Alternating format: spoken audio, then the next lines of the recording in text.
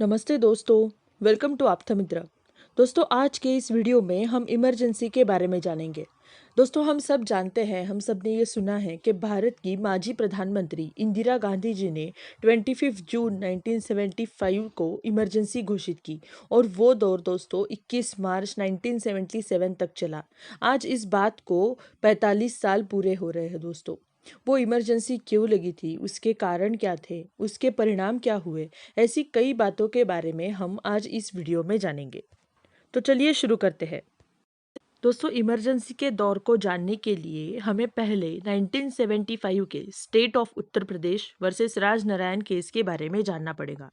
दोस्तों, 1971 में जो लोकसभा इलेक्शंस हुए थे उसमें उत्तर प्रदेश के रायबरेली कॉन्स्टिट्यूएंसी से इंदिरा गांधी राजनारायण जी का पराभव करके जीती थी। इस कारण 1975 में राजनारायण जी ने हाई कोर्ट में इंदिरा गांधी जी के खिलाफ अपील भी की थी कि उन्होंने इलेक्शन जीतने के लिए गवर्नमेंट मशीनरी का दुरुपयोग किया है। साथ ही उन्होंने अपने फायदे के लिए इलेक्शन ऑफिसर्स के मदद से इलेक्शन में फेरफार किए हैं, ऐसे भी आरोप किए गए थे दोस्तों। और आगे इस केस का वर्डिक्ट भी इंदिरा गांधी जी के पक्ष में नहीं आया। इस वर्डिक्ट इलाहाबाद हाई कोर्ट ने दिया था, उसमें इंदिरा गांधी जी को इलेक्टोरल माल प्रैक्टिसेस के लिए गिल्टी ठहराया गया। साथ ही उनकी 1971 के लोकसभा इलेक्शन की जीत को इनवैलिड ठहराया गया और उन्हें अगले 6 साल तक कोई भी इलेक्शन लड़ने से बैन किया गया दोस्तों। अब कोई भी प्रधानमंत्री के लिए ये बड़ा धक्का देने वाला मोमेंट ही साबित होगा। इससे इंदिरा गांधी जी को बड़ा धक्का लगा। ये उनके पॉलिटिकल करियर, उनकी राजनीति और उनके पॉलिटिकल एग्जिस्टेंस पर क्वेश्चन मार्क था। इसलिए फिर इंदिरा गांधी जी ने हाई कोर्ट के डिसीजन को सुप्रीम कोर्ट में चैलेंज किया दोस्तों। लेकिन वहां भी उनकी निराशा हुई, क्योंकि सुप्रीम कोर्ट ने हाई कोर्ट का डिसीजन अपहेल्ड किया, कायम किया और उनके as a member of parliament के तौर पर मिलने वाले प्रिविलेजेस बंद करने का आदेश भी दिया। अगले ही दिन बिहार प्रोटेस्ट में संपूर्ण क्रांति का नारा देने वाले जयप्रकाश नारायण जी ने सेंट्रल गवर्नमेंट के खिलाफ प्रोटेस्ट करने का नारा दिया और दिल्ली में सरकार के खिलाफ रैली का आयोजन भी किया। उनके इस प्रकार उठाए गए आवाज ने पूरे देश में क्रांति का संदेश दिया दोस्तों। इसकी वजह से पूरे देश में इंदिरा गांधी जी के खिलाफ एक वातावरण तैयार हुआ। ये दो बड़ी घटनाएं उनके बिल्कुल विरोध में हुई थी दोस्तों। एक था कोर्ट का निर्णय और दूसरा था जयप्रकाश जी का आंदोलन। अब इस सिचुएशन पर काबू करने के लिए, हाथ से छूटा हुआ कंट्रोल फिर से पाने के लिए और अपने एग्जिस्टेंस पर आए क्वेश्चन मार्क को हटाने के लिए उन्होंने तब के प्रेसिडेंट फखरुद्दीन अली अहमद, जिनके प्रेसिडेंसी पद के लिए खुद इंदिरा गांधी जी ने ही पूरा सपोर्ट किया था, उन्हें रिक्वेस्ट की कि इमरजेंसी लगाई जाए और उसके बाद के 3 घंटे में ही सभी बड़े न्यूज़पेपर्स की इलेक्ट्रिसिटी काट दी गई और विरोधी पक्षियों और नेताओं को अरेस्ट करने का सिलसिला शुरू हुआ दोस्तों। तब से लेकर जब तक 1977 में इंदिरा जी ने इलेक्शन होल्ड करने का डिसीजन नहीं लिया, तब तक ये इमरजेंसी का दौर चला। तो ये थी दोस्तों इमरजेंसी लगने और लगाने के पीछे की कहानी। पर बात यहाँ पे ख़त्म नहीं होती। इमरजेंसी लागू होने के बाद क्या हुआ, ये भी जानना बहुत ज़रूरी है। इमरजेंसी लगाने के बाद पहले तो इंदिरा गांधी जी ने 20 पॉइंट इकोनॉमिक प्रोग्राम लॉन्च किया।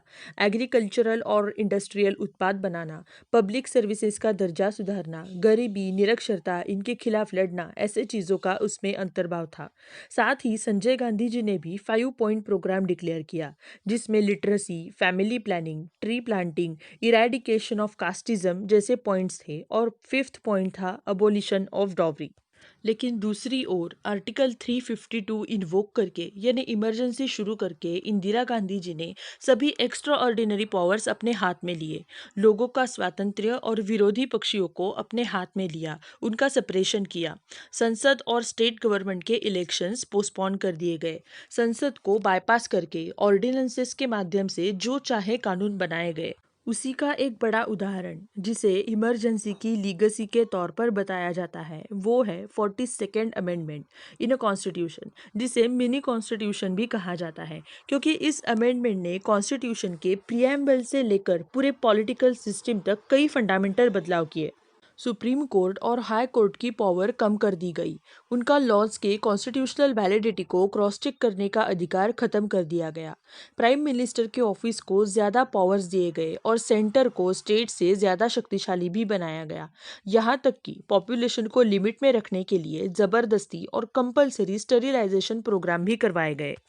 इस तरह दोस्तों देश के लोकशाही व्यवस्था के इतिहास में पहली बार ऐसे डिक्टेटरशिप टाइप की व्यवस्था इमरजेंसी के दौर में चलाई गई।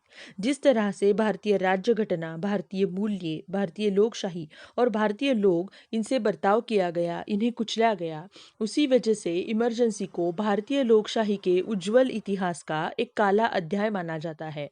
इस बात को यानी इमरजेंसी को आज 45 साल पूरे हुए हैं दोस्तों। दोस्तों कुछ दिन, कुछ यादें, कुछ घटनाएं हम इसीलिए मनाते हैं कि उनसे हम इंस्पायर हो सके, प्रेरणा ले सके, उससे कुछ अच्छी सीख ले सके। लेकिन ये इमरजेंसी के दौर की 45th एनिवर्सरी एक अपवाद है दोस्तों। और ये हमें ये याद दिलाती है, ये बताती है कि ऐसा दौर भारत के खुशहाल लोकशाही में फिर कभी ना आए। तो ये थी दोस्तों इमरजेंसी के दौर की पूरी कहानी। मैं उम्मीद करती हूँ कि यहाँ पे आपको कुछ जानने को मिला होगा। Thank you.